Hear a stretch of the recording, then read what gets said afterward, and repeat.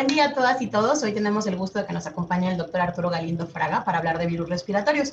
El doctor Galindo es infectólogo y está a cargo de la Subdirección de Epidemiología Hospitalaria y Control de Calidad de la Atención Médica en el Instituto Nacional de Ciencias Médicas y Nutrición, Salvador Subirán. El doctor Galindo es un colaborador muy cercano a la CINSAE, donde lo queremos y admiramos mucho, y es un honor tenerlo aquí en este foro. Arturo, bienvenido y muchas gracias por tu participación. Cuando quieras, el micrófono es tuyo.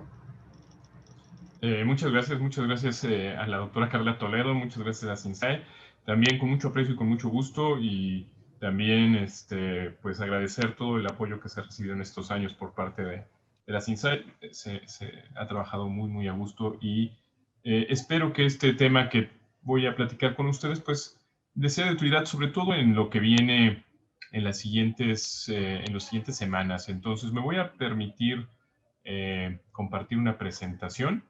Yo le puse virus respiratorios y lo quise acotar a el otoño-invierno del 2023. Creo que para todos en estos años que hemos vivido con el SARS-CoV-2, creo que ya nos queda bastante claro que los virus respiratorios pueden ser bastante impredecibles, y entonces creo que sí es importante platicar que esto es lo que está sucediendo en el inicio de la temporada otoño-invierno del 2023 y que las cosas pueden cambiar en las siguientes semanas, en los siguientes meses, en forma pues que no podemos predecir. Entonces, bueno, así es como están las cosas ahorita.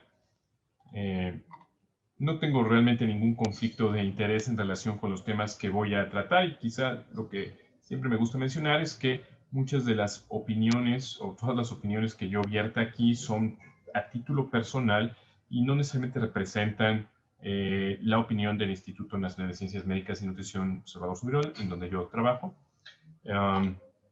Y dividí la charla de esta forma. En general, mi objetivo es hablar un poco del comportamiento de los virus respiratorios, pero sí en particular quisiera que nos lleváramos algunos mensajes de cada uno de estos puntos. Primero, de las características de algunos de los virus, no de todos los virus respiratorios, sino de los más importantes. Cómo se habían estado comportando antes de que tuviéramos a la COVID-19 y qué está pasando hacia este inicio, nos dijimos la temporada invernal del 2023-2024, y qué es lo que está sucediendo ahorita. Algo que me parece muy importante, derivado del punto anterior, es el reto que se va a tener para el grupo de atención clínica para diferenciar, y discutiremos si esto es posible o no, si las manifestaciones que están viendo en una de las personas que están atendiendo son por uno u otro virus, que realmente es complicado. De ahí nada más haré énfasis en el punto de quiénes están desarrollando infecciones más graves por estos agentes, porque me parece que ahí es a donde debemos de enfocar nuestras armas terapéuticas, y también quizás hacer más énfasis en la prevención, que es el último punto. Solo a forma de un poco de introducción, quisiera mencionarles que las infecciones respiratorias agudas son una afección frecuente en la comunidad. Son de las enfermedades que dan una carga importante a la sociedad. Son, dentro de las enfermedades infecciosas, de las que todavía se presentan, sobre todo lo relacionado a neumonía y a influenza, como una de las 10 primeras causas de muerte, tanto en países en vías de desarrollo como en países desarrollados. Y esto sin tomar en cuenta los que no son tan graves, pero que tienen un impacto en cuanto a atención clínica, en cuanto a pérdida de días de escuela, en cuanto a pérdida de días laborales, lo cual hace, como les decía, que sea de las infecciones que tienen un mayor impacto en la sociedad. Hay varios agentes causales para estas infecciones de vías respiratorias, y ahora que tenemos más herramientas de diagnóstico a nivel molecular, pues en los últimos años se ha ido definiendo cada vez mejor la importancia que tienen los virus respiratorios como agentes tanto de los cuadros no graves como de una muy buena proporción de los cuadros graves.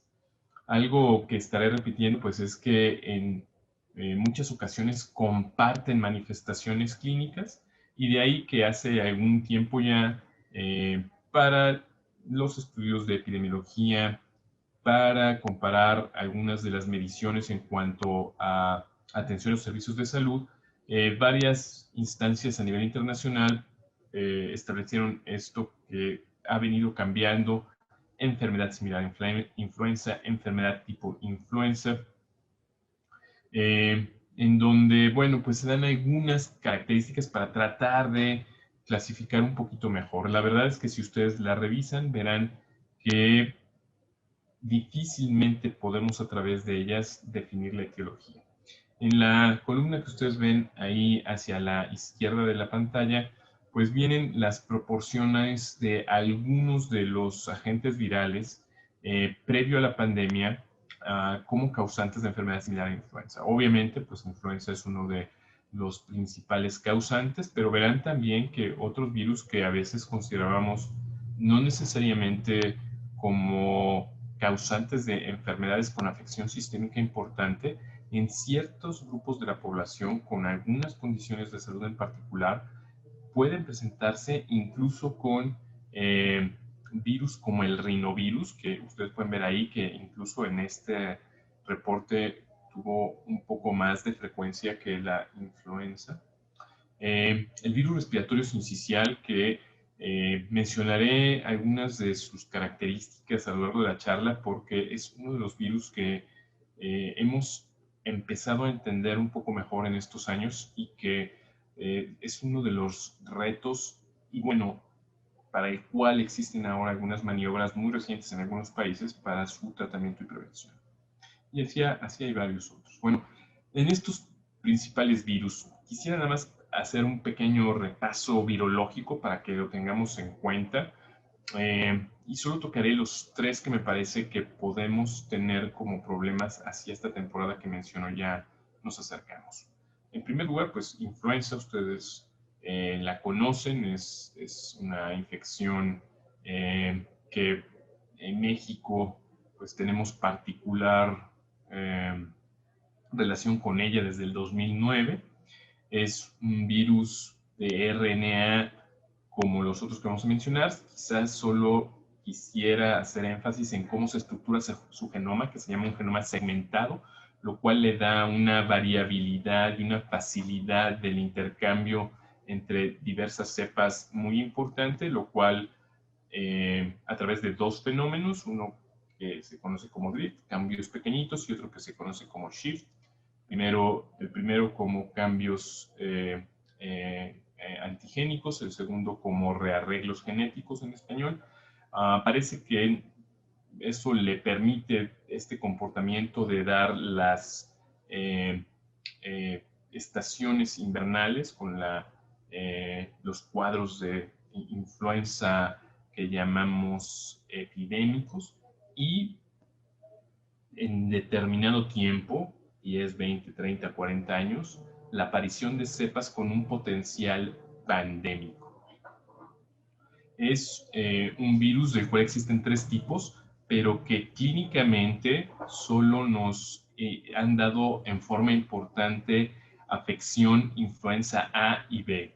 Y de cada uno de estos tipos hay algunos subtipos. De influenza A, en los últimos prácticamente 100 años, las epidemias y las pandemias nos las han dado variantes de las cepas H1N1 y variantes de las cepas H3N2.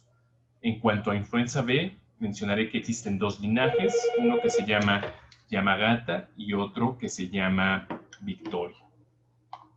Hablando de virus respiratorio sincicial, también es un virus RNA. Algunas de sus características es que tiene varias proteínas que interaccionan con los tejidos. Nos queda más claro para influenza, que tiene sus receptores específicos, como en el epitelio respiratorio, con residuos de ácido ciálico.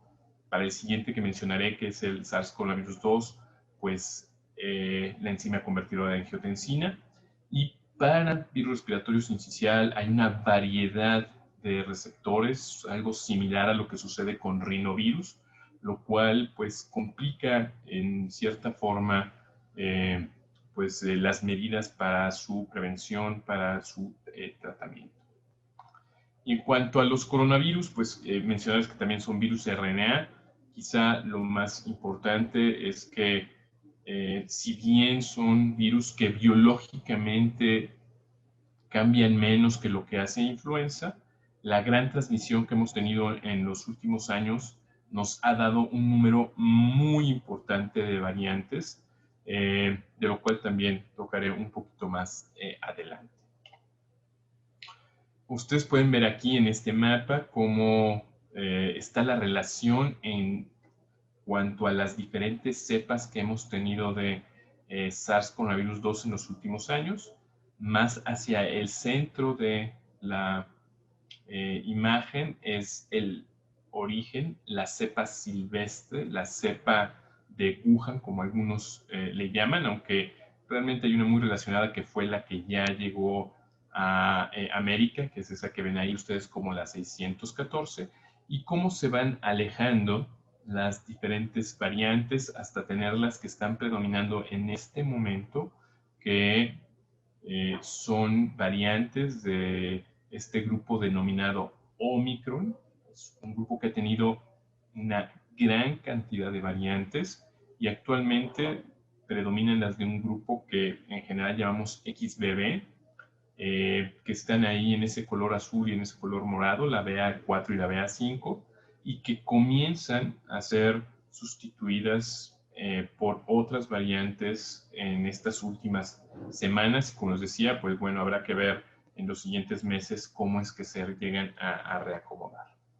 Algo que parece ser más claro después de estos 3 años es que muchas de estas variantes, ustedes pueden ver aquí en este árbol genético, como les decía, hacia la parte superior están las cepas del grupo Omicron y pueden ver que hay un número mayor de miembros en esta familia. Pues muchas de ellas, la verdad es que están surgiendo sí por la aparición de mutaciones a forma aleatoria, como sucede con muchos organismos y agentes infecciosos, pero también por esta relación particular que hemos tenido los humanos y el virus. Si se revisan estas últimas cepas que han sido predominantes, muchas de ellas comparten algunas mutaciones muy relacionadas con el evadir la respuesta inmune. Entonces parecería que esta interacción que hemos tenido en los últimos años nos ha cambiado. Nosotros no somos como población la misma población que cuando inició la pandemia, y el virus también ha cambiado no solo por su evolución natural, sino por esa presión de nuestra respuesta inmune comunitaria hacia este virus. Quisiera mencionar algunas de las cepas que ahorita están causando algo de inquietud, en particular esta que se conoce como la .2.86, que en algunos medios, aunque no es un nombre oficial, se le ha llamado pirola.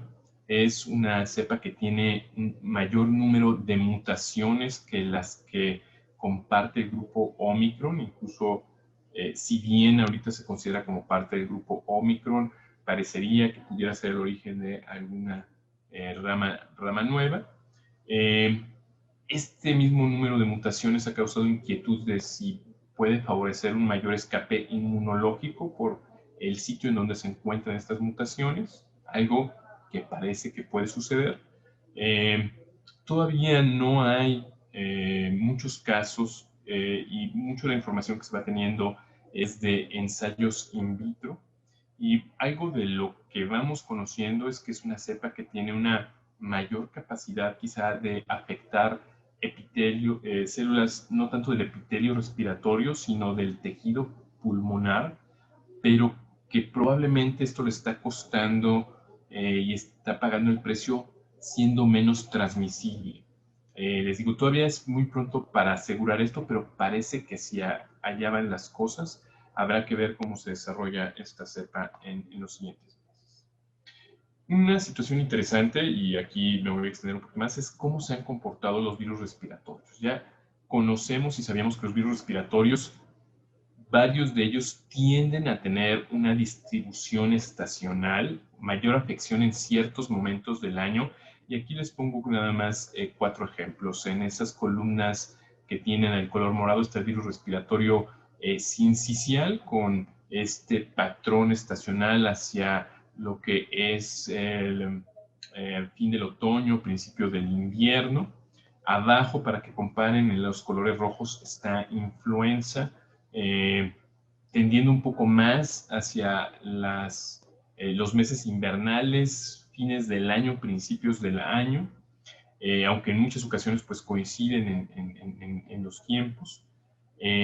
Los coronavirus en la parte superior derecha de la lámina, en columnas de color azul, quizá un poco antes, un poco más otoñales, y un virus que muchas veces con altas y con bajas por brotes, pero que se mantiene con transmisión durante todo el año, que es rinovirus, en las columnas de color verde. Debemos de estar acostumbrados a este patrón estacional que tienen las infecciones respiratorias, porque, repito, me parece que como clínicos nos hace un poco más difícil la vida. Ustedes pueden ver que entre influenza, coronavirus y virus respiratorio sincicial, los picos estacionales se sobreponen, y entonces no es infrecuente que veamos convivir en la comunidad a estos virus.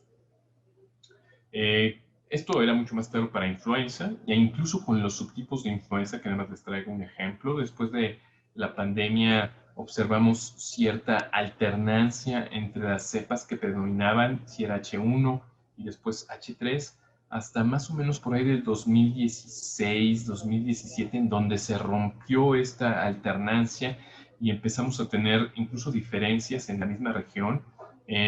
Ustedes pueden ver ahí, les pongo, en 2016-2017 en México predominó una cepa H1 y en Estados Unidos predominó una cepa H3, y a partir de ahí realmente esta alternancia ya no la hemos observado. Todo esto se vio muy alterado cuando vino la pandemia por el SARS-CoV-2. Nada más como recordatorio, pues se estableció como una emergencia de interés internacional ahí en el 2020, y pues siempre hubo el temor de que hubiera esto que se conoce como la sindemia, este fenómeno en donde organismos que comparten a veces manifestaciones clínicas, afección clínica, pueden convivir temporalmente, e incluso esta interacción pudiera hacer que tuvieran manifestaciones más graves. Y parece que esto no lo vimos, y ahorita vamos a ver algunas de estas gráficas. Sin embargo, en los últimos años, quizá lo que es más claro que pudiéramos estar por enfrentar, o ya se ha enfrentado en alguna de las temporadas, en mayor o menor grado en los diferentes países, es una tridemia o tripledemia, que en algunos medios le ha puesto, con una circulación importante, mayor de la que se tenía previo a la pandemia, de virus respiratorio sincicial. Vivimos un fenómeno particular cuando tuvimos una mayor actividad de SARS-CoV-2. En este reporte de la Organización Panamericana de la Salud, ustedes pueden observar hacia la parte final de la gráfica, en esa línea morada, la actividad de SARS-CoV-2 como predominó en esos años. En las columnas azules, la actividad de virus respiratorio sincicial, y pueden ver cómo se abatió por completo durante ese periodo en donde pues estuvo el aislamiento, en donde hubo menos convivencia en escuelas, en trabajo, etc. Y lo mismo sucedió con influenza, que es esa línea roja que ustedes pueden ver ahí en esta gráfica en particular, en donde bajó por completo. Este es un reporte de las Américas. Ustedes pueden ver las diferentes regiones de América, y pese a un pequeño brotecito de influenza que hubo por ahí hacia el Caribe, prácticamente en toda América no hubo circulación de virus respiratorio sincicial, no hubo circulación de influenza, y solo SARS-CoV-2. Hacia el final de esta gráfica pueden ver un fenómeno particular con virus respiratorios inicial que les comentaba, en donde vean cómo aparecen esas columnas e incluso alcanzan una altura mayor que la que se había tenido en temporadas previas en diferentes regiones. Y esto no solo sucedió en América, esto sucedió a nivel global y hay varias explicaciones que se quieren dar a esto, desde lo que ya mencionaba del aislamiento social que se tuvo, interferencia viral, y con este resurgimiento, pues varias situaciones en cuanto a la falta de exposición de algunos grupos de edad a estos virus respiratorios y entonces tener un mayor número de susceptibles, pero realmente todavía no es que se tenga una explicación completamente clara. Es un fenómeno que parece ser muy multifactorial y que muy probablemente no vayamos a poder definir por completo. Bueno, ¿qué está pasando ahorita en el 2023? Ya les mencionaba, y esta nada más se las pongo para que se fijen en esos colores. En ese color azul claro ustedes pueden ver la actividad de influenza. Estas primeras gráficas son de influenza H1N1. A partir de la pandemia, la cepa que se quedó como una cepa estacional fue la cepa pandémica. En un color azul un poquito más oscuro, las cepas de H3, y ustedes pueden ver cómo hay temporadas en las que hay más H1 y hay temporadas en las que hay más H3. Y en esos colores cálidos, tendiendo al naranja, la actividad de influenza B, unas cepas que, si ven hacia el inicio, hacia el 2010, no tenían mucha actividad y que han ido incrementando conforme han pasado los años en su presencia en la comunidad. Si hacemos un acercamiento al nivel mundial, se repite esto que ya habíamos visto en América. Prácticamente no hubo circulación de influenza durante la mayor actividad que tuvimos de SARS-CoV-2. En particular, este es nuestro país. Estos datos se pueden obtener en esa referencia que ustedes ven hacia la parte baja de la diapositiva. E incluso uno puede solicitar diferentes periodos de tiempo, diferentes países, comparar países. Es una herramienta muy práctica que tiene la Organización Mundial de la Salud por si tienen interés en estos datos. Quisiera llamar su atención hacia la parte también inferior de la diapositiva, ya hacia la actividad de nuestro país en el 2022, el 2023, con predominio de este color azul un poquito más oscuro, de cepas de H3N2 de influenza, y vean esa temporada interestacional, esos huecos que ven entre las temporadas epidémicas se llaman las temporadas interestacionales, en donde pues realmente hay poca actividad de influenza en forma general y una situación particular que hemos vivido durante este 23 y se alcanza a ver ahí es un mayor número de casos y llevado por una mayor afección de influenza B como el agente causal más frecuente. Aquí hay un acercamiento de esto que les estoy comentando. Vean cómo son los colores cálidos los que en esta temporada interestacional han predominado. Influenza B, una situación que llama la atención, no habíamos visto anteriormente, no sabemos exactamente qué significa, pero pues que hay que darle seguimiento. Siempre que hablo de influenza me gusta comparar un poco lo que ha sucedido en el hemisferio sur. Recordemos que en cierta forma ellos nos llevan la delantera en lo que sucede en la temporada invernal y no quiere decir que forzosamente vaya a replicarse en el hemisferio norte lo que ellos vivieron, pero no es raro que coincida. Si ellos tienen una cepa predominante, es muy probable, no necesariamente es forzoso, pero es muy probable que sea la cepa que predomine en nuestro hemisferio norte. Hay veces que ha habido discrepancias, pero en la mayor parte de los años ha habido coincidencias. Ustedes pueden ver este fenómeno también de una mayor actividad de influenza B, más columnitas de color naranja, y la cepa predominante, y verán en una diapositiva más adelante por qué hago énfasis en esto, la cepa predominante en esta particular temporada de influencias fue H1N1 pandémica 2009, una situación que no habíamos vivido en años anteriores que hemos estado conviviendo con COVID. En el hemisferio norte, pues así es como se ha comportado, ¿no? Pueden ver el predominio de H3 en ese color azul. Y bueno, ¿cómo estamos en estas semanas? ¿No? El último reporte que tiene la Organización Panamericana de la Salud en cuanto a actividad de diferentes virus. Esta es la actividad de influenza. Ustedes pueden ver que, aunque no es necesariamente la intención de este reporte, pero puede dar una idea, la altura de las columnas puede hablar un poco de la intensidad de la transmisión en la comunidad. Y vean en las Américas hacia el sur, en esta temporada de influenza, cómo hubo una actividad pues, considerable, si vemos la altura de las columnas, con predominio, en particular ellos lo ponen de color naranja, de H1N1, y vean cómo todavía hacia el norte del continente no ha iniciado la temporada de influenza. Sin embargo, sí puede haber ya algo de actividad de esta que llamaba yo interestacional, pero todavía no tenemos esta temporada como tal. ¿Qué está pasando con virus respiratorio, con SARS-CoV-2? Pueden ver ahí en este reporte cómo, si bien ya no se corren tantas muestras, pues sí en la curva se ve las diferentes oleadas que hemos tenido y cómo en este momento venimos de una actividad baja y comienza a haber algo más de actividad. En el hemisferio sur tuvieron algo de actividad, se alcanza a ver ahí algo de elevación en la curva, y hacia el norte de nuestro continente comienza a haber ahí una cierta elevación en la actividad de SARS-CoV-2. En cuanto a virus respiratorio sincicial, pueden ver que ha habido actividad importante en la zona de Centro y Sudamérica para esta temporada.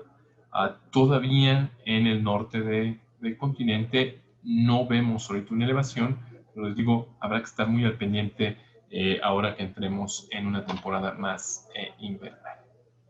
Así es como estamos particularmente, o hemos estado aquí en México, ¿no? Hacia el 2022 con H3N2. Con toda esta convivencia de virus hacia los meses invernales, pues ¿cuál es el reto que tenemos posterior a la pandemia y sobre todo como clínicos? Una es que, y nada más tendré algunas láminas más adelante, como he mencionado, la diferenciación clínica es realmente complicada. Si bien en el inicio, por ejemplo, de la pandemia había algunos síntomas muy característicos de SARS-CoV-2, de COVID-19, como la pérdida del olfato, esto es algo que con las nuevas variantes no se ve con tanta frecuencia y es difícil que logremos diferenciarlo, entonces tenemos que ser muy perspicaces clínicamente e insistiré en esto también, como lo he venido diciendo, sobre todo en aquellas personas que están en grupos en donde hay mayor vulnerabilidad para el desarrollo de formas graves e incluso de fallecimientos, para establecer en forma temprana terapéutica y ofrecer medidas de prevención. Hay algunas diferencias importantes en cuanto al comportamiento y esta es una gráfica que ya tiene algunos años, pero me parece muy representativa de lo que ha sucedido con SARS-CoV-2. Este famoso índice R es una estimación epidemiológica que en términos llanos lo que quiere decir es el número de personas que se infectan después de haber tenido contacto con una persona que ya tiene la enfermedad. Un R1 de 1 quiere decir que de cada persona enferma habrá una persona que se contagie. Un R0 de 10 nos dirá que por cada persona enferma habrá 10 personas que se contagien. Vean ahí los R0 para algunos virus respiratorios. Está COVID-19 en sus cepas iniciales, se conserva entre 2 y 3, después aumentó a cerca de 6. Ya para las variantes Omicron y las últimas variantes que llevaron una buena curva, se consideró hasta entre 12 y 13 el R0. En influenza estacional, en promedio 1.3, 1.4, aunque esto varía de cepa a cepa, de estación a estación. Les pongo ahí de ejemplo lo que tuvimos en Ciudad de México en el 2009 con la cepa pandémica, que llegó a ser hasta de 3.1. Y nada más para comparar el resfriado común, que va entre 1.2 y 1.8. En el lado derecho de la lámina ustedes pueden ver si tenemos a 10 personas infectados, ¿cómo impacta este índice? Tomando en consideración un 1.4 para una cepa H1N1 y tomando en consideración un 2.8 bajito para una cepa de SARS-CoV-2, vean que para un segundo ciclo de infección de contacto con estas 10 personas, tendríamos 14 personas que se contagiaron y se infectaron con influenza. Para SARS-CoV-2 serían 28. Cuando se empiezan a separar los números, ese es el tercer ciclo, en donde de los 10 iniciales tendríamos 21 personas con influenza, pero ya para SARS-CoV-2, les digo, con un R0 bastante bajito para SARS-CoV-2 de 2.8, tendríamos 72 personas. Y ya para el cuarto ciclo, contra las 31 de influenza, tendríamos 192 de SARS-CoV-2. Lo insisto porque también me parece que esto explica mucho la capacidad que ha tenido el virus para cambiar, para mutar. Si bien quizá biológicamente sea más fácil para influenza, la gran transmisión que hemos visto en estos años de SARS-CoV-2 le ha permitido tener una oportunidad de mutación muy importante y el resultado pues, son todas las cepas que hemos vivido. Les hago énfasis. En las cepas Omicron, ese 2.8 lo dejamos atrás hace ya varios meses. Entonces, esos 192 multiplíquenlos por varias veces. Estas gráficas, las tablitas, las veo aparecer todavía, en donde pues se insiste en tratar de ver algunas de las diferencias que pueden existir entre las manifestaciones clínicas de cada uno de estos virus. Aquí les puse COVID, rinovirus e influenza. Entre más rojo es más común, entre más rosita y blanco, pues pensaríamos que podría ser menos común. Pero vean cómo se enciman algunas cosas. COVID e influenza son infecciones realmente que, independientemente a veces de los factores de riesgo, tienden a ser más sistémicas, dan más afección en cuanto a malestar general, fiebres altas, cefalea, dolor muscular, que lo que hace, por ejemplo, el rinovirus, en donde predominan las manifestaciones más de vías respiratorias altas, como el escurrimiento nasal, los estornudos. Yo insistiré en que no quiere decir que no pueda haber personas con influenza o con coronavirus que puedan tener estas manifestaciones de escurrimiento nasal y estornudos. Las puede haber. Y asimismo, en determinados grupos, en personas con mayor vulnerabilidad, pudiera existir casos muy graves, sistémicos, causados por rinovirus o, ya no diré por el virus retrosocial, que es mucho más frecuente, con casos graves de neumonía, mucho malestar general, etc. Es algo que se puede presentar y por eso es todo un reto.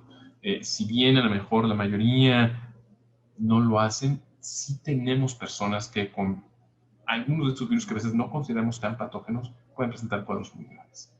En la parte derecha les pongo ahí antes algo que nos guiaba un poquito, ¿no? El inicio súbito de las manifestaciones por influenza muy marcadas y algo más gradual en COVID y en, por ejemplo, rinovirus. Ya mencioné lo que sucedía con la anosmia, que era muy característico al inicio de la pandemia y pues que realmente ahorita no es algo que estemos viendo y de lo cual no nos podemos fiar. Como les decía, aparte han cambiado las manifestaciones clínicas con las nuevas variantes, ¿no? Omicron ha dado más afección de vías respiratorias altas, ha dado un menor tiempo de incubación. Por eso lo estoy olvidando, pero muy al inicio de la pandemia había personas que tardaban 10, 14 días después de haberse expuesto a la infección en tener manifestaciones clínicas. Realmente no estamos viendo ya ese tiempo tan largo, ha disminuido el tiempo de incubación para Omicron. Asimismo, había por ahí una cifra muy famosa de 3 meses de protección después de haber tenido Omicron, que muchas personas la tomaban así como al pie de la letra. Y la verdad es que también ahora hemos visto que con Omicron las reinfecciones son más frecuentes y quizá con un tiempo más corto. No lo puse aquí, pero un fenómeno que es el rebote, que se le comenzó a dar más atención cuando salieron algunos de los tratamientos antivirales que veremos más adelante. Parece que es algo más frecuente con las cepas de Omicron. Es algo que sucede independientemente del tratamiento y parece que es más frecuente con Omicron y que es algo que no habíamos visto anteriormente con las cepas. Otras diferencias marcadas, aunque actualmente comienzan a salir algunos estudios, pero creo que sí hay que tener en consideración que esto que conocemos como COVID prolongado es una situación muy especial en el SARS-CoV-2.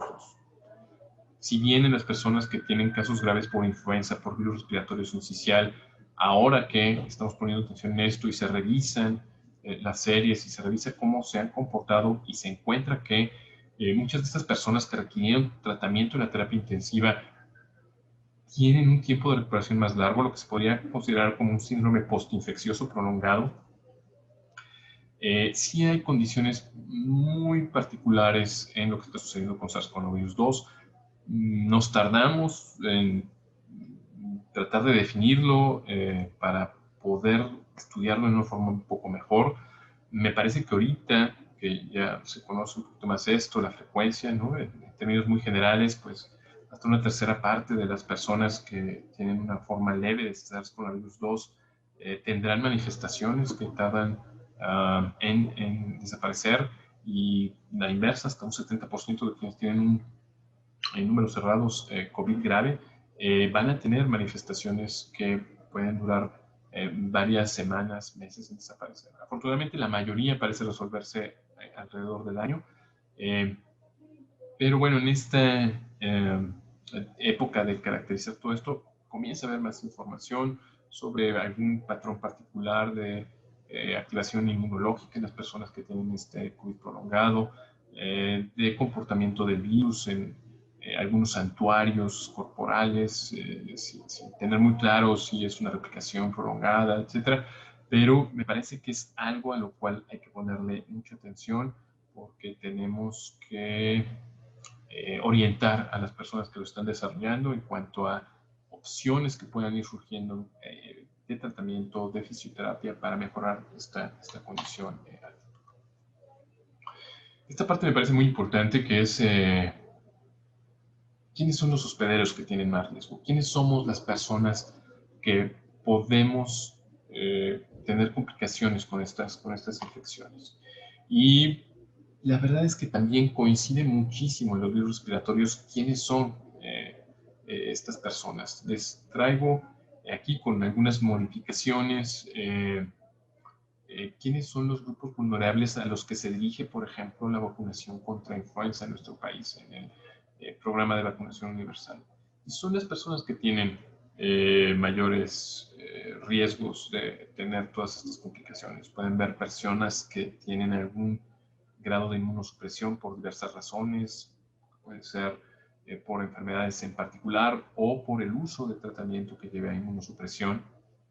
Las personas con afecciones respiratorias de diversa índole, ¿no? Desde asma, el uso de tabaco, personas con cardiopatías, y esto creo que también es algo que se ha ido actualizando.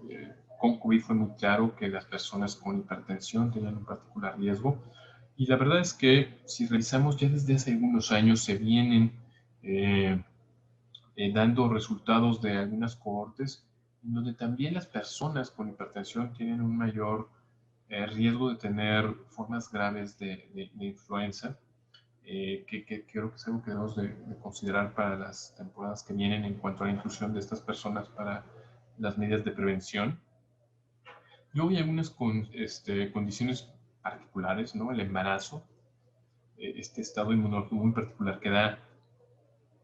Vimos desde 2009 una afección importante para este grupo de personas con H1N1 pandémica del 2009, misma situación que se replica con SARS-CoV-2, misma situación que vemos cada temporada de influenza, ya sea H3 o sea H1.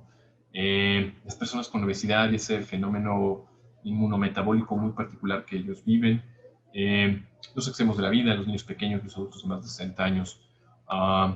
Y aquí yo he incluido algunas, sobre todo para las decisiones de tratamiento, que son personas que quizá no tengan acceso rápido a los servicios de salud y que pudieran desarrollar complicaciones y no tener la oportunidad de poder intervenir en forma temprana. Y creo que es algo que también como clínicos, como prestadores de atención a la salud, debemos de evaluar en cada una de las personas. A veces no solo depende del hospedero, a veces también depende del del huésped. Como les decía, y sobre todo por lo que puede venir esta temporada, les traje esta tabla que he ido actualizando de este periodo post-pandemia, de la letalidad que ha tenido las diferentes cepas de influenza. Y quisiera llevar su atención hacia lo que sucede con H1N1, porque en diversos medios se publica, porque pues, eso sucede en algunos otros países, que las temporadas en las cuales predomina H3N2 son más graves, más pesadas, mayor número de hospitalizaciones, mortalidad. Y no es que no sea cierto, esto sucede con mucha frecuencia en adultos mayores. Pero vean lo que nos sucede en el país cuando tenemos H1N1 pandémica 2009. Quizá porque tenemos un mayor número de casos, quizá porque pues, es la acoplamiento pospandémico que estamos viviendo, pero observamos una mayor letalidad en nuestro país. Vean ahí cómo temporadas pues, difíciles, ¿no? Como la de 2015, 2016, no se llega a 2013, 2014, en donde se llegó a tener una letalidad de entre el 8 y el 12%, que no es una letalidad menor, es una letalidad muy importante por esta cepa de influenza, y tiende a ser mayor que con H3N2. H3N2 está entre el 2, 5%, ahí cerca en la 2021-2022, que tuvimos 4.2, pero no sube de ahí. Y con H1N1 pandémica, pues más bien es lo contrario, no baja del 5% y de ahí para arriba. Entonces, me parece que tendremos que estar muy atentos en esta temporada que viene de cómo se esté comportando. Les traje algunos datos del virus respiratorio sincicial porque es algo de lo que vamos a estar oyendo en los siguientes años.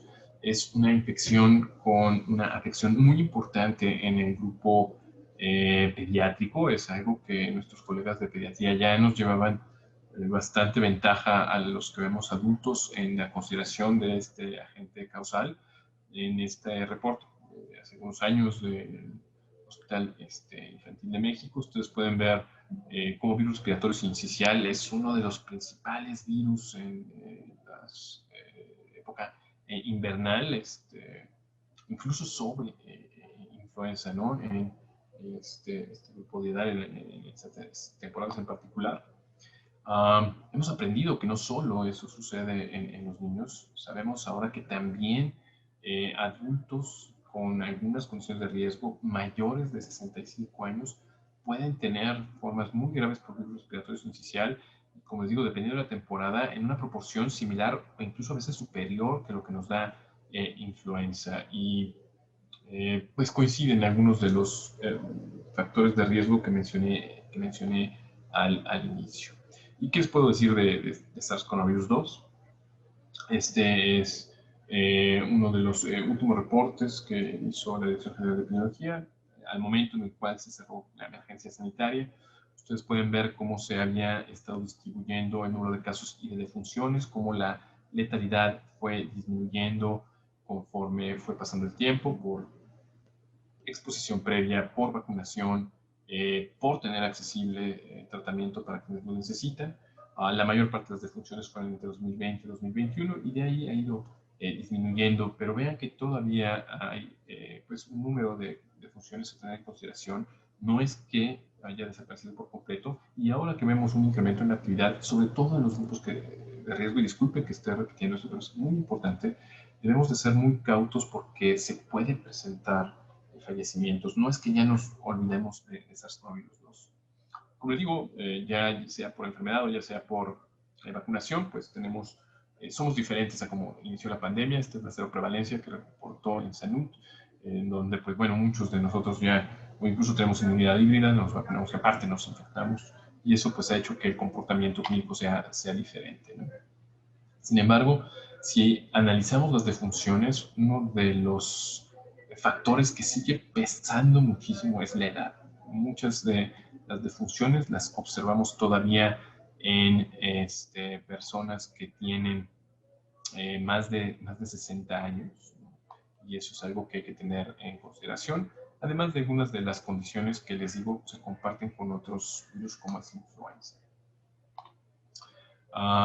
Esta me parece es una gráfica que me parece también muy elocuente de los Centros de Control de Enfermedades de los Estados Unidos, en donde ustedes pueden ver el riesgo de morir de acuerdo a la edad, y vean cómo las personas mayores de 65 años tienen 10 veces más riesgo de morir que los personas que están entre los 18 y los 40 años. Lleva una carga muy importante, pero a esto además se suma, no es que sean excluyentes, al contrario, son aditivas, las otras comorbilidades. Entonces, pueden ver hacia la parte derecha cómo si se van sumando condiciones, se va incrementando el riesgo de muerte por SARS-CoV-2. Un poco a forma de resumen de estos datos, para SARS-CoV-2, la edad sigue siendo un factor muy importante, tanto en vacunados como en personas no vacunadas, y las comorbilidades pesan todavía más en los no vacunados. Esto nos lleva a identificar estas personas en forma temprana para ofrecerles tratamiento.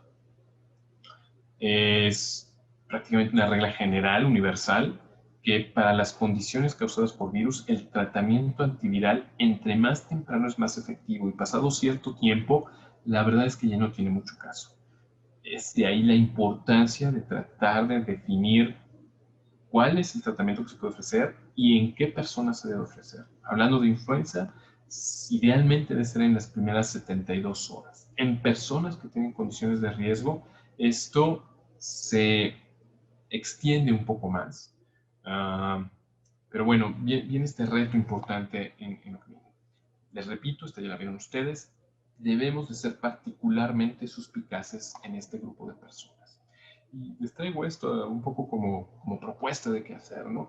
Va a ser muy importante estar al pendiente de los informes que nos puedan dar nuestros colegas desde el área de epidemiología de cuándo está circulando, qué virus está circulando para poder tomar algunas decisiones.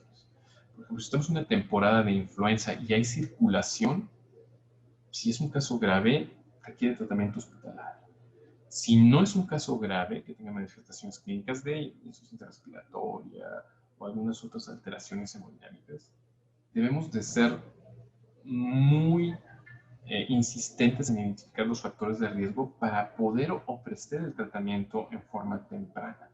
Si no tiene factores de riesgo, la verdad es que la posibilidad de que se complique es muy baja y podemos darles tratamiento sintomático para cualquiera de los virus.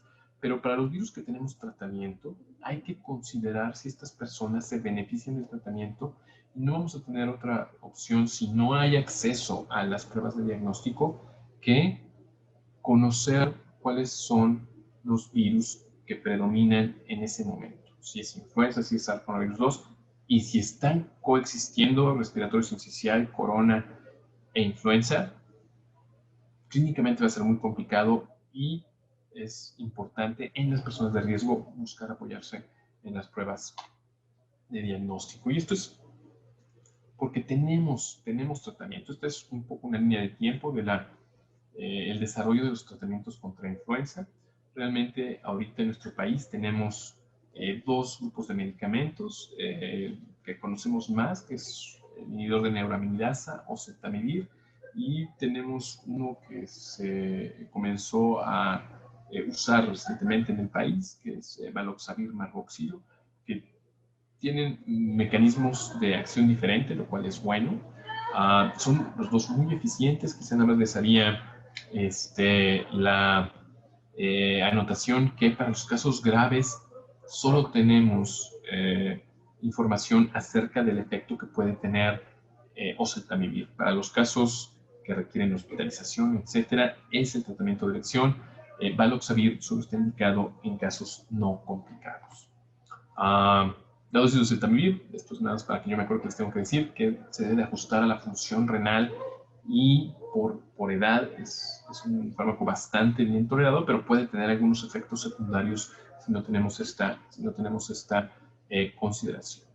A veces me preguntan si no hay algo de temor, pues siempre hay el temor de que se desarrolle resistencia con el uso de antivirales, de cualquier antimicrobiano en general, pero afortunadamente hasta este momento la frecuencia de cepas resistentes a este grupo de antivirales es muy, muy baja.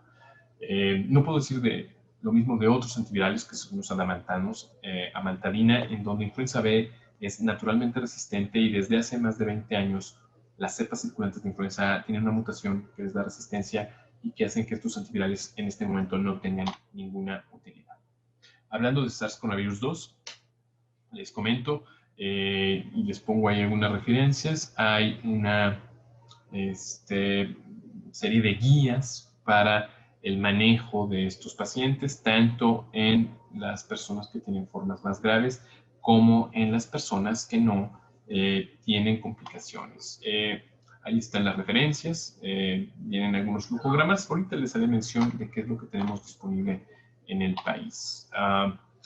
Este es un resumen y la verdad es que coincide mucho con las recomendaciones que hacen los Institutos Nacionales de Salud, que hacen la Asociación Americana de Enfermedades Infecciosas, con lo que se ha recomendado estas guías. Entonces, bueno, en forma de resumen, las personas que tienen una enfermedad de moderada a grave que requieren hospitalización por SARS-CoV-2, definitivamente definido esto por la necesidad del uso de oxígeno, porque se necesitan el uso de oxígeno, y se utilizan, dependiendo del tiempo de evolución que lleven, antivirales o, si ya pasó algo de tiempo, solo inmunomoduladores. Es muy claro que el uso de dexametasona también cambió el pronóstico de estos pacientes. Se pueden utilizar algunos otros inmunomoduladores dependiendo de la gravedad, pero también tener en consideración que en personas graves, en los primeros días se puede utilizar un antiviral que se llama remdesivir, que es por vía intravenosa. Y en las personas que tienen una enfermedad moderada, podemos utilizar un antiviral que es por vía oral, que es el nirmatrelvir con ritonavir, el cual está disponible en los servicios de salud para quien lo requiera en los grupos de riesgo, o se puede utilizar en algunos hospitales. Este no está tan ampliamente distribuido, remdesivir en forma intravenosa ambulatoria. Como una opción, en algunos otros países utilizan un antiviral que se llama molnupiravir, pero que nosotros no tenemos. Estos antivirales pues, tienen algunas ventajas. El nirmatrelvir ritonavir, que es el que les digo que se tiene disponible en el sistema de salud, es por vía oral. Solo les recomendaría a quienes damos la atención médica pues ser muy conscientes de que para su uso hay que revisar que no existan interacciones con el tratamiento que esté llevando el paciente y ver el tiempo que ha pasado entre el inicio de síntomas y la aplicación. Para el remdesivir intravenoso también hay ciertas limitaciones en cuanto al tiempo de evolución que pueda tener, y como les digo, se puede utilizar para pacientes que requieran hospitalización, 5 días de tratamiento, o en personas que no pueden utilizar el otro antiviral por interacciones, por lo que sea, se puede utilizar en forma ambulatoria 3 días para formas leves. Y el molnupiravir, que es oral, ahorita no lo tenemos disponible. Y ya para terminar, pues, algunas palabras de prevención. La verdad es que ya nos olvidamos un poquito de su sana distancia, pero muchas de las medidas que se comentaron en un principio aplican para todos los virus respiratorios. El tener una buena ventilación, el tener el uso de cubrebocas cuando hay actividad en la comunidad, cuando hay personas enfermas en el grupo en el que nos estamos moviendo, nosotros mismos, si es que llegamos a tener síntomas, protegemos a los demás con el uso de cubrebocas, y es algo que no debemos de olvidar. Y como les digo, no solo aplica para uno de los virus, sino que aplica para todos los virus respiratorios. Por otra parte, una de las herramientas importantes para la prevención, quizá no de la infección, pero sí del desarrollo de formas graves que requieran tratamiento hospitalario, terapia intensiva y de la mortalidad, es el uso de vacunas. En el programa de vacunación universal se tiene acceso a la vacuna contra influenza para las personas que están en grupos vulnerables.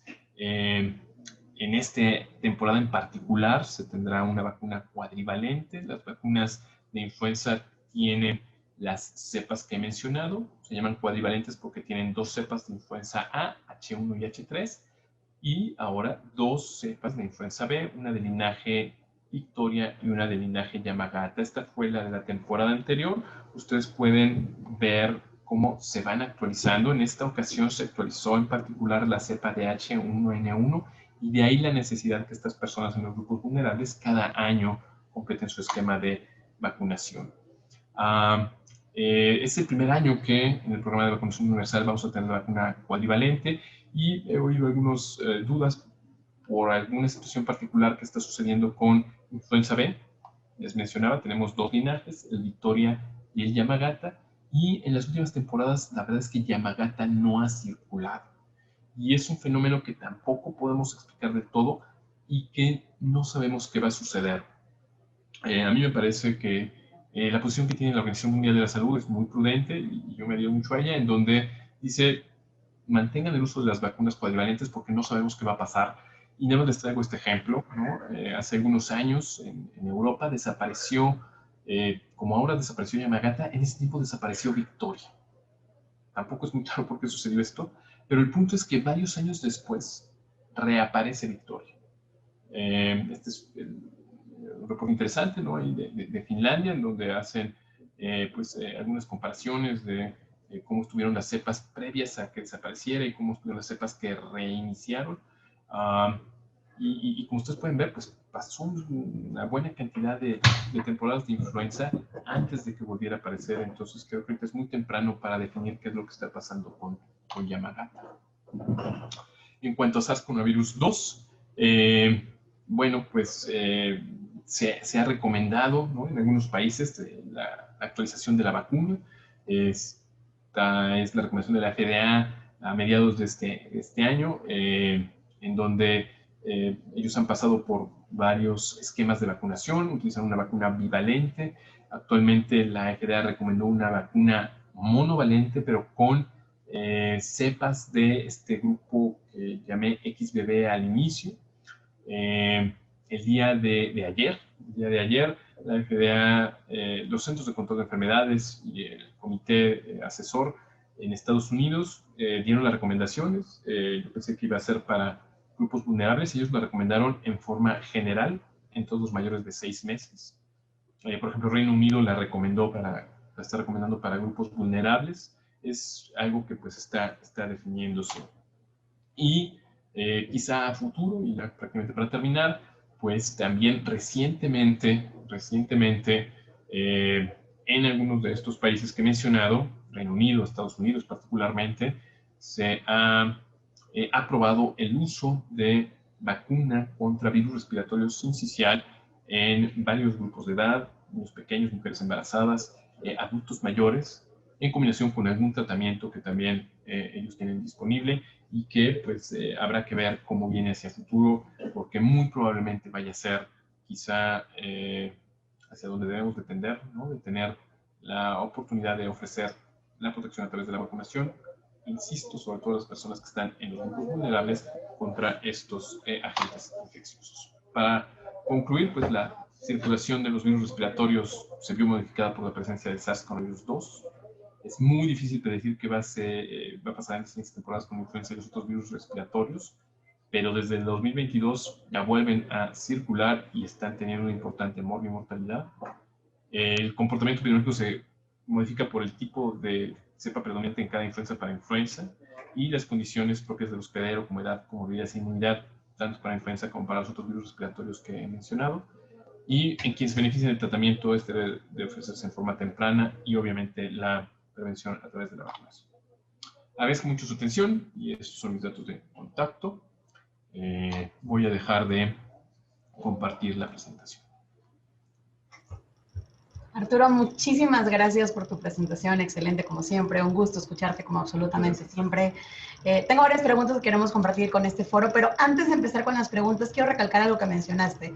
En los institutos nacionales de salud, en la gran mayoría, y en la mayoría de las instituciones públicas, contamos con Irmatrelvir Ritonavir, el Paxlovid, que es útil en los primeros 5 días de síntomas, y se puede utilizar en pacientes con COVID no grave que tengan una función renal adecuada. También lo mencionó Arturo, para aquellos que no cumplan con este criterio, está el Remdesivir, que también se puede administrar en ambulatorio, y es muy importante porque a mí me sorprende la cantidad, sobre todo personas que vienen del medio privado, que dicen, es que no hay en México este medicamento. Tenemos un chorro, por favor, úselo. Si no tienen ustedes el acceso, si el paciente no tiene seguridad social, o incluso si lo tiene, mándenlos aquí a CINSAE, o sea, de verdad, con toda la confianza del mundo. A través de nuestras redes sociales buscamos la forma de que este paciente reciba el medicamento de forma oportuna. Primer anuncio parroquial. Segundo anuncio parroquial que me veo en necesidad de recalcar como inmunóloga clínica, y que lo mencionaste brevemente en una de tus diapositivas. Muchos médicos contraindican la vacuna de influenza por antecedente de alergia a huevo. A mí, como alergóloga, bueno, o sea, me cae en la punta del hígado que haga eso la gente. Entonces, algo que siempre pues, digo, me gusta tomar la oportunidad de recalcar es que según la legislación, quienes los han legislado son los europeos, y según la legislación europea se considera que la ingesta de menos de 2 microgramos de proteína de huevo es segura en pacientes con antecedentes de anafilaxia a huevo, que es la reacción pues, más grave que existe por una alergia mediada por IgE. Y en el caso de la vacuna de influenza se hace en huevos embrionados de pollo, que tienen menos de 1.5 microgramos por dosis, entonces es completamente segura en pacientes con antecedentes de anafilaxia a huevo. Una vez terminado con esto, porque nunca me gusta, o sea, no me gusta dejar pasar la oportunidad, porque creo que es una de las concepciones mallogradas de la vacuna de la influenza más grandes que hay en el mundo. Ahora sí, creo que aquí vas a comentar algo. Claro. Pues no, nada más complementando esto último que dices, sí, es muy importante. Quizá todavía venimos arrastrando de hace algún tiempo. La verdad es que también han mejorado los sistemas de producción de esta vacuna, la separación de la proteína que ya mencionaste, etcétera. Entonces, pues, realmente es muy, muy segura. Los centros de control de enfermedades, en algunos cursos que dan ellos, recomendaban, ¿no? Y preguntarle a las personas, bueno, usted come esto, come aquello, que contiene huevos, pastelitos, pan dulce, aquí en México, etcétera. Si come pan dulce y no tiene problemas, se puede vacunar. Eh, es curioso, no solo en México ha pasado esto, hasta este año Estados Unidos quitó ahí una recomendación en donde había que hacer una observación particular en las personas con algunos antecedentes y a partir de esta temporada, como cualquier otra persona, ya no hay que tener una observación particular, tenemos más tiempo, se puede aplicar con toda confianza y creo que es algo que decirlo. Y en lo primero también insistiría, a mí también me sorprende que todavía hay personas en México que piensan que no tenemos acceso a los antivirales contra SARS-CoV-2. Y ahí están. Ahí en las referencias que les puse, si las alcanzan a ver, pueden consultarlas, pueden acceder a ellas. Hay un mapa interactivo Y no, les en pedimos a donde nuestro vienen equipo varios. que aquí abajo en la descripción del video nos ayuden a poner la liga. A Amigos de poner las ligas, ¿no? nos ayudan para que podamos Para que tener la difusión de esta difundir un poco información esto. que es muy importante, sí. A mí me parece fundamental. Muchas gracias por No, hacerme gracias a notar. ti. Oye, aquí tengo muchas dudas, pero vamos a tener que acotarlas porque ya vamos un poquito encima del tiempo, pero es un tema súper importante y que a mí, pues como pediatra y como alergóloga, me emociona mucho. Hablamos en un principio de que la enfermedad tipo influenza, la enfermedad similar a la influenza, los síntomas son muy comunes entre los distintos virus. En la práctica diaria, en la cotidianidad, y digo, nosotros hablando de nuestro privilegio de Instituto Nacional de Salud que podemos hacerlo, ¿qué ventaja ofrece conocer el virus que está afectando al paciente? Creo que a diversos niveles. En donde está disponible la prueba, creo que es muy útil para tomar decisiones en cuanto a tratamiento dirigido en forma temprana. Si podemos dar contra influenza, podemos dar contra COVID. En los casos que requieren hospitalización, uh, e incluso también si no se requiere hospitalización, si bien debemos de ser cuidadosos, etcétera, con el aislamiento de diferentes formas, ¿no? Tanto en el domicilio como en las áreas de trabajo y en los hospitales, el conocer el agente etiológico nos ayuda a definir en qué área es mejor ofrecer el tratamiento a estas personas para disminuir la posibilidad de la transmisión dentro de los hospitales y pues, también para ofrecerles las diferentes opciones terapéuticas. Entonces, si está disponible, es una herramienta muy útil. Desafortunadamente, pues sabemos que no siempre está disponible. Y bueno, pues ahí las cosas son un poquito diferentes. A veces hay que tomar decisiones un poco más generales en cuanto a los aislamientos dentro del hospital y hacer las recomendaciones a las personas en su domicilio. Lo bueno es que coinciden ahí varias de las recomendaciones que uno puede dar, ¿no? De la buena ventilación, etcétera, etcétera. Y de acuerdo a las condiciones, pues tomar las decisiones en cuanto al tratamiento. Súper. La otra cosa que mencionaste más o menos al final y que me parece muy importante y creo que vale la pena recalcar es, o sea, vivimos por fin de vuelta en este mundo sin cubrebocas, que es hermoso, ¿no? Pero a mí en particular me da terror entrar a un hospital sin cubrebocas. O sea, para mí ese es mi, digamos, o sea, me puedo subir a un vuelo, ya hay muchas cosas que he logrado sacar mi miedo, pero todavía no puedo entrar a un hospital sin cubrebocas y creo que no voy a volver en mi vida a entrar a un hospital sin cubrebocas. ¿Cuáles son las circunstancias que consideras que recomendemos a nuestros pacientes que usen de forma absoluta un cubrebocas? Creo que es un punto importante y sí, todos ya queríamos librarnos de cubrebocas y es muy cómodo, pero creo que es una de las enseñanzas que nos debe de dejar la pandemia. Pues bueno, todo esto que vivieron muchas personas, muchas familias, la mortalidad que hubo, creo que no podemos dejar pasar eso y algo tenemos que tener de aprendizaje. Y es esto de la prevención. Y coincido contigo, es complicado en los centros de atención a la salud considerar que ya no se use cubrebocas. Creo que esto puede adaptarse. Habrá zonas del hospital en donde haya una excelente ventilación, ¿no? Los pasillos, las áreas abiertas, ahí no se necesita. Pero si se están atendiendo personas que tienen esta susceptibilidad, que están en estos grupos vulnerables, y más en esta temporada que viene de mayor transmisión de virus respiratorios, aunque pienso yo que en algunas zonas, los servicios de urgencias, etcétera, yo creo que ahí se tiene que usar de forma continua. Pero bueno, más en estas temporadas que vienen, si hay personas susceptibles a las cuales les vayamos a ofrecer atención, hay que utilizarlo. Y en forma individual, si somos personas que tenemos alguna de estas condiciones, si utilizamos alguno de estos medicamentos que comprometen nuestro sistema inmune, etcétera, y tenemos que estar en zonas en donde la ventilación no sea muy buena y que potencialmente vaya a haber personas enfermas, llámese transporte público, llámense oficinas, etcétera, yo le recomendaría a este grupo de personas que utilicen el cubrebocas. Creo que eso es muy, muy importante. Igual, digo, es una disyuntiva en la que estamos nosotros también los pediatras de, es que doctora, hay un chorro de niños enfermos en el salón. Y yo, pues, uno, ¿qué hacen en el salón? Punto número uno. O sea, no está padre ir a la escuela con gripa. Discúlpenme, no es fundamental que los niños vayan a la escuela. Es importante, pero pueden estar en su casa descansando. Y digo, también los adultos, o sea, yo tengo la fortuna de tener un jefe infectólogo que si yo le digo, traigo síntomas de gripa, me manda a mi casa. Sin prueba, o sea, vete a tu casa, trabaja desde casa, puedes ser productivo desde allá. Creo que la vida nos da para eso en este momento a los que nos dedicamos al mundo godín, ¿no? Ya en el caso hospitalario es una cosa distinta, pero creo que sí, o sea, aprovechar las ventajas y el aprendizaje que nos ha dado de la pandemia, lo que decías, es muy importante. O sea, ¿por qué vamos a recaer con algo que sabemos que funciona no solamente para COVID, sino para todos los virus que vienen? Y desde la experiencia pediátrica y los reports que han salido del año pasado, la temporada invernal de virus del año pasado estuvo horrible. O sea, lo que decías, virus dando cosas graves, metaneumovirus dando cuadros gravísimos. Y es algo no que esperado. ¿No? Ah, no, pero sí, es que nosotros en pediatría... Ya estaban acostumbrados. Sí, claro, a que el sincicial nos deja la vida imposible. Estaban acostumbrados. Exacto, o sea, ya ves un sincicial y te da miedo, pero no esperabas con nuestros virus amigos que nos hicieran este grado de traición, ¿no? Entonces, creo que sí ha sido un proceso de aprendizaje y esto que decías, el viraje que hemos tenido epidemiológicamente, el aprendizaje que tuvieron los virus y las mutaciones que tuvieron durante la pandemia, creo que nos va a tomar algunos años poder... Algunos años.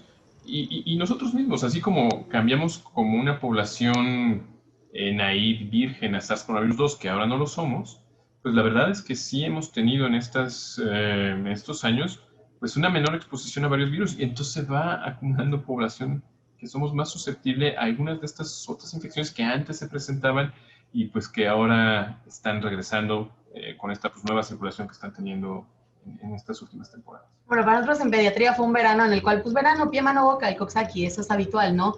Lo que no es habitual es que los papás lleguen con pie, mano, boca. Entonces, pues bueno, este viraje inmunológico que hemos tenido nos va a tomar tiempo adaptarnos.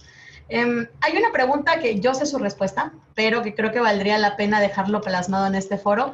¿Se pueden poner la vacuna de COVID e influenza al mismo tiempo? Es una muy buena pregunta, sí, y es bueno comentarlo. Tanto para la población en general como también para varios, a veces colegas, que incluso a veces vacunadores, en donde les pedían que regresaran. Después, al principio esa fue la recomendación que dimos. No conocíamos los efectos de la vacuna. De la vacuna contra SARS-CoV-2.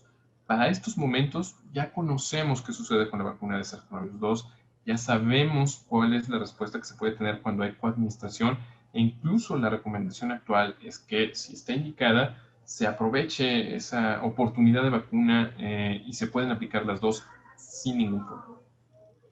Y ya para acabar, que es algo que siempre me gusta recalcar como inmunóloga, porque los inmunólogos estamos obsesionados con las vacunas. Digo, yo soy personal de salud y tengo asma y entiendo que la vacunación es una decisión personal, pero pues yo tuve influenza en el 2009 y es algo que en la vida quiero volver a vivir. Para mí no hay nada más emocionante que en el otoño. Me encanta el otoño, es mi temporada, mi estación favorita. Pero mi cosa favorita del otoño es ponerme mi vacuna de influenza, así, en cuanto está disponible. sé que no todos piensan así y me toca enfrentarlo con mis mamás en la consulta y es difícil cambiar este tren de pensamiento de es que no le pongo la vacuna porque se enferma.